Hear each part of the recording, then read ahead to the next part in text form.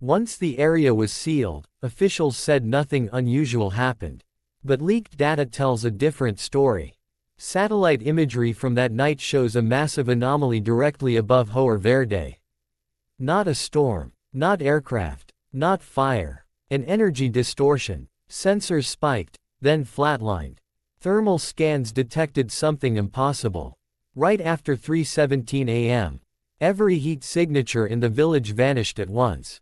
Not moved, not scattered, gone. Search teams later reported houses that felt wrong.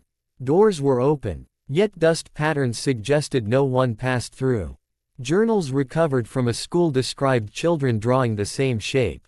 A black form above the village, casting shadows that touched homes.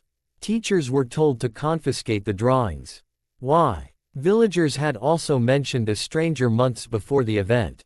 Never spoke, never aged, never used a phone, just watched. People stopped sleeping well. Animals refused to enter certain areas at night. Then came the meetings. Closed-door gatherings. No outsiders. No records. Witnesses say the village leaders were told something. A warning, not a threat. Years later, a drone was secretly sent into Hoer Verde.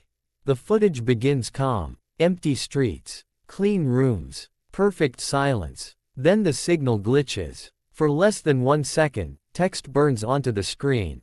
We left before it arrived. No explanation. No sender. The drone drops from the sky. The footage was seized. The zone remains restricted. And Hoer Verde still exists. Physically. But whatever made people leave was never confirmed to have left. Some places don't get destroyed. They get emptied. And Hoer Verde may not be the only one. Subscribe for more. Press the bell icon at the like comment. Drop your theory. What is this, true or not? Shorts are coming.